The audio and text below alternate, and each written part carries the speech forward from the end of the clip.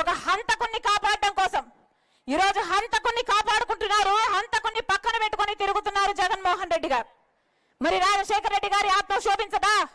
వివేకానంద రెడ్డి గారి ఆత్మ క్షోభించదా?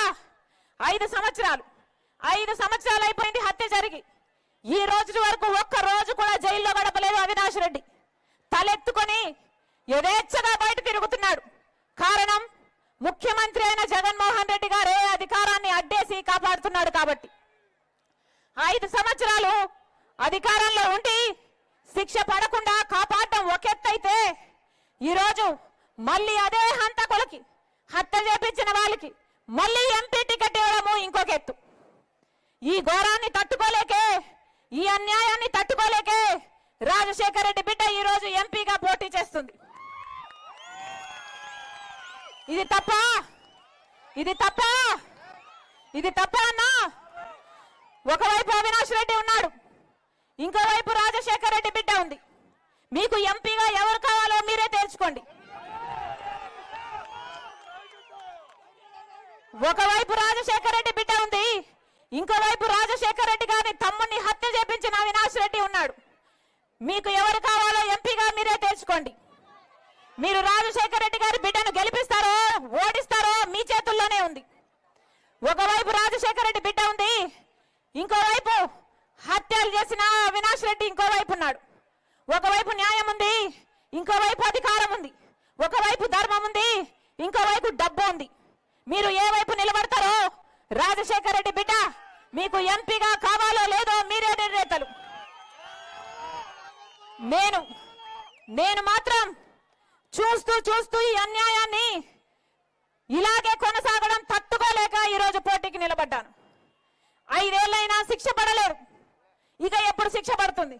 మీకు అధికారం ఇస్తే అధికారాన్ని వాడుకొని హంతకుల్ని కాపాడతారా?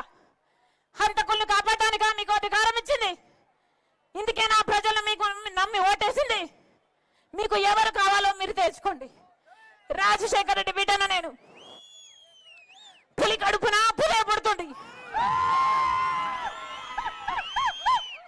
ఎవరికి భయపడేది కాదు, అన్యాయాన్ని సహించేది కూడా కాదు. మీరు తెలుసుకోండి. మీకు రాజశేఖర రెడ్డి బిడ్డ కావాలో, హత్యలు చేసిన అవినాష్ రెడ్డి కావాలో మీరు తెలుసుకోండి. జగన్మోహన్ రెడ్డి గారికి చెప్పాల్సిన బుద్ధి చెప్పండి. అవినాష్ రెడ్డిని ఓడించండి, రాజశేఖర రెడ్డి బిడ్డ గెలిపించండి. రాజశేఖర రెడ్డి బిడ్డ మీకు మాటిస్తుంది. ఈ రాజశేఖర రెడ్డి బిడ్డను మీరు గెలిపిస్తే మీ బిడ్డ అవుతుంది. ఒక హంతకుణ్ణి కాపాడడం కోసం ఈరోజు హంతకుణ్ణి కాపాడుకుంటున్నారు, హంతకుణ్ణి పక్కన పెట్టుకొని తిరుగుతున్నారు జగన్మోహన్ రెడ్డి గారు. మరి రాజశేఖర రెడ్డి గారి ఆత్మ క్షోభించదా? వివేకానంద రెడ్డి గారి ఆత్మ క్షోభించదా? 5 సంవత్సరాలు అయిపోయింది హత్య జరిగి, ఈ రోజు వరకు ఒక్క రోజు కూడా జైల్లో గడపలేదు అవినాష్ రెడ్డి. తలెత్తుకొని యథేచ్ఛగా బయట తిరుగుతున్నాడు. కారణం ముఖ్యమంత్రి అయిన జగన్మోహన్ రెడ్డి గారే అధికారాన్ని అడ్డేసి కాపాడుతున్నాడు కాబట్టి.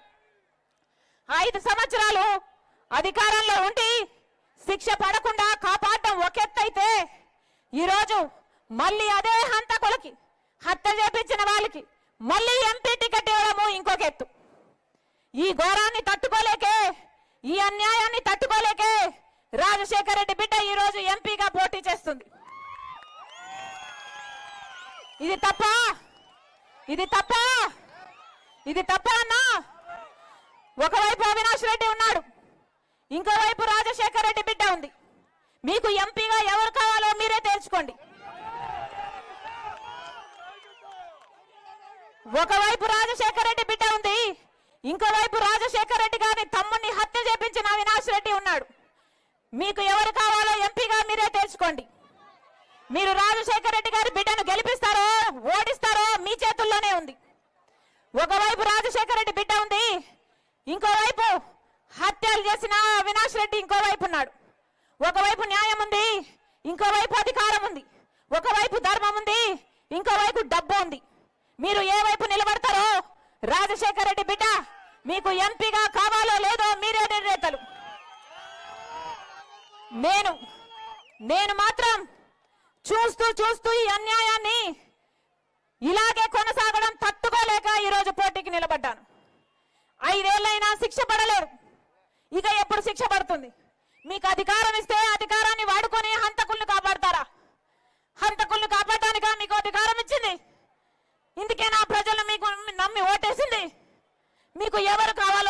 తేల్చుకోండి. రాజశేఖర రెడ్డి బిడ్డను నేను. పులి కడుపున పులే పుడుతుంది. ఎవరికి భయపడేది కాదు, అన్యాయాన్ని సహించేది కూడా కాదు.